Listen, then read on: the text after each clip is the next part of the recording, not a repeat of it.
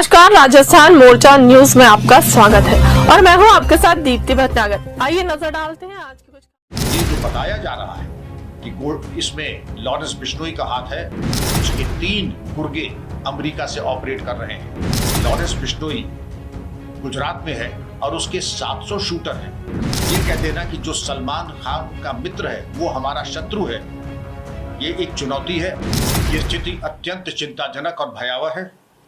मुंबई के पॉश इलाके में एक पूर्व मंत्री, पूर्व विधायक, जिनका बेटा भी या तो विधायक है या पहले था, और जिसने अपने जीवन भय के बारे में चिंता बताई थी।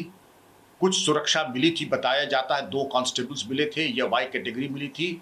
उसके बावजूद अगर हत्या हो जाती है और बाहर से आए हुए 3 पेशेवर हत्यारे, जिसमें एक है धर्मराज, दूसरा है करनैल सिंह, एक हरियाणा का और एक उत्तर प्रदेश का। 9mm पिस्टल्स का इस्तेमाल किया जाना। 9mm पिस्टल्स या तो चाइना की ओरिजिन की होती हैं या फिर FM ब्राउनिंग की होती हैं। खतरनाक हथियार जो केवल पुलिस फोर्सेस वगैरह को दिया जाता है, और उसकी इतनी पावरफुल मार होती है कि कमर के नीचे भी लगे तो जिसको मारा जाएगा, अगर वाइटल पार्ट पे नहीं भी लगी तो रक्तस्राव यानी हेमरेज से भी उसकी मौत होने की संभावना रहती है। और मुंबई इस तरीके से बताने के बाद अगर हो तो चिंता का विषय तो है ही, और पुलिस को अपनी आंतरिक जो व्यवस्था है, गश्त गाड़ाबंदी और पेट्रोलिंग की, उसको और उच्चीकृत करने की आवश्यकता है। और ये जो बताया जा रहा है कि इसमें लॉरेंस बिश्नोई का हाथ है, और लॉरेंस बिश्नोई के बारे में ये कहा जाता है कि उसके 3 गुर्गे अमेरिका से ऑपरेट कर रहे हैं। गोल्डी बरार, अनमोल बिश्नोई जो कि उसका भाई है, और एक नाम और है मैं आपको बताता हूँ जो कि अमेरिका से उसको संचालित कर रहे हैं। और अगर खुलेआम NIA ने अपनी चार्जशीट में इस गैंग के खिलाफ ये लिखा है कि लॉरेंस बिश्नोई गुजरात में है और उसके 700 शूटर हैं। मैं बताना चाहूँगा, इसके पहले दाऊद इब्राहिम का गिरोह ऐसे ही चलता था, और उसने जिस प्रकार गुलशन कुमार की मुंबई में ही दिन दहाड़े हत्या की थी अबू सेलम ने, कुछ हमें वही परिदृश्य सामने आ रहा है।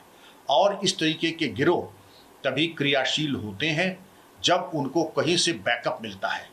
इसके पहले दिल्ली में एक अफगान जिम ओनर की हत्या हुई थी, सिद्धू मूसेवाले की हत्या हुई थी, और हमने क्या आज तक कोई कार्रवाई करना ज़रूरी नहीं समझा।